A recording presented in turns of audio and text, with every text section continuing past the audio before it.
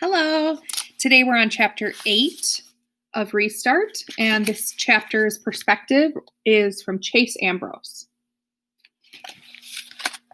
The Hiawassee Middle School Hurricanes play a preseason scrimmage against East Norwich on Saturday.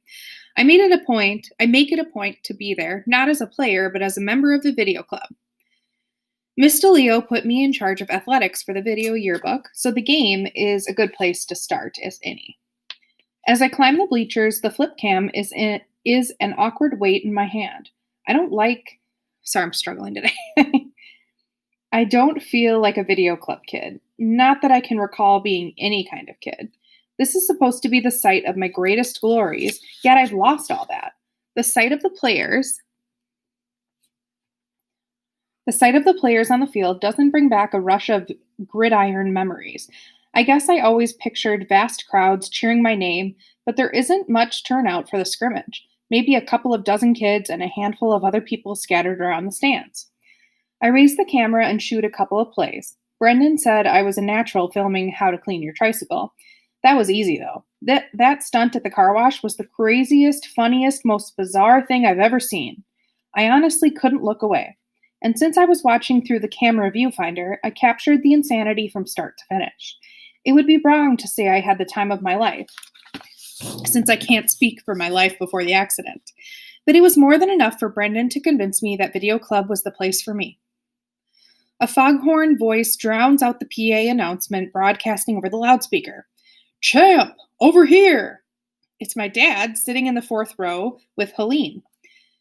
"I never miss a game," he exclaims, assuring me that he was here on the 50-yard line week in and week out, all through the 28-year gap between his state championship and my own. Helene's turning into a real fan, too. My half-sister has set up an impressive array of dollhouse furniture on the metal bleachers and is playing with a couple of Barbies. As far as I've seen, she hasn't looked in the direction of the field once. For such a big Hurricanes fan, Dad sure doesn't seem to have any fun watching them play.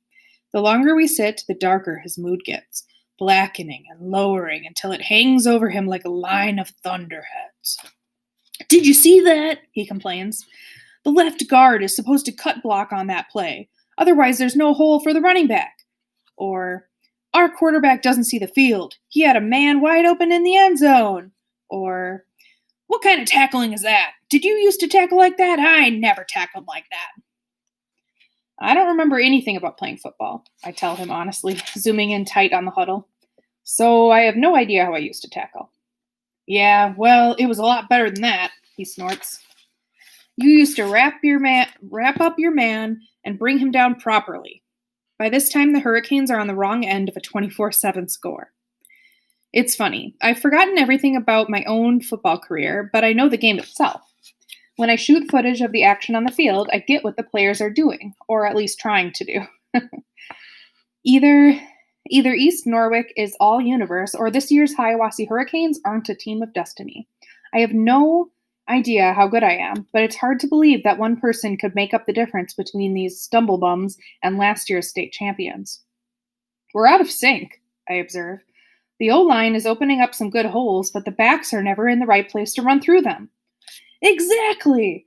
Dad slaps me too hard on my bad shoulder. "That's what I always say. We've got the talent. We do when you're on the field anyway. All we need is the timing." I'm sure it isn't the first time my father and I have ever agreed on something, but it's the first time I actually remember. That's another thing amnesia made me forget, how much I like his approval. Helene has dismantled her Barbie condo on the bleachers and is bored out of her mind. "Daddy, can we leave?"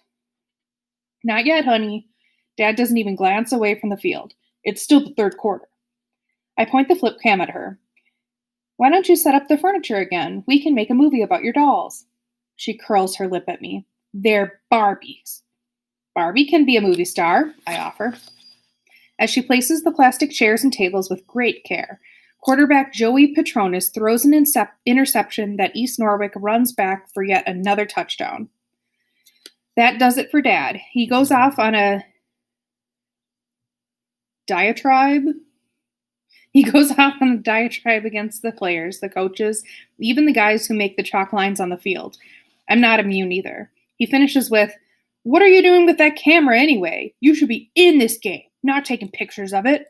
I know you don't remember how good you are, but I promise you, you were that good. I start to tell him I'm only here to cover the team for the video yearbook, but something makes me swallow the words before they hit the air. I understand on a gut level that isn't what Dad wants to hear. Instead, I find myself saying, I want to get back on the field as soon as the doctor gives the okay. You'll see, I'll be out there. Dad nods, pleased. That's who we are, champ. We're Ambrose men. We're the doers. Other people take pictures of us. Helene acts out entire storylines with her Barbies. I capture it on video, all the while keeping up a running game commentary with Dad, who doesn't seem to be a Barbie guy. Surprise, surprise. When I play my footage back to Helene on the tiny screen, she squeals with delight. And there, sitting on the bleachers in front of a bad football game, it happens. I remember. I mean, there's nothing wrong with my ability to remember. I remember everything that's happened since I woke up in the hospital. But before the accident, except for that weird image of the girl in blue, nothing. Until now. It's a flashback of Helene. She's probably what triggered it, because in my memory, she's squealing just like she is now. Wait, no. It isn't a happy sound. Her cheeks are red, her face twisted, and she's about to bawl. In the memory, I'm holding a stuffed teddy. Her favorite.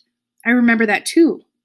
Actually, I've got the bear in my left hand and its head in the right.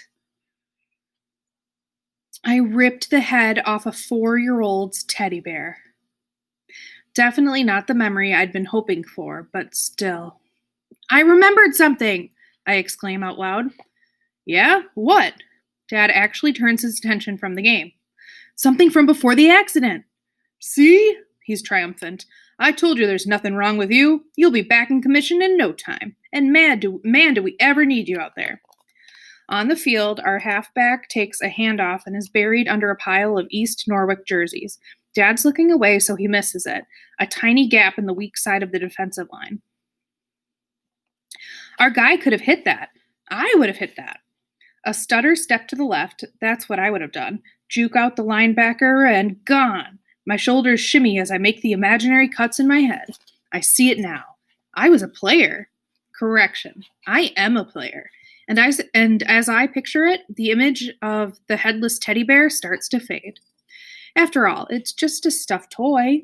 Helene is perfectly happy now. No harm, no foul. I bet she's forgotten it ever happened.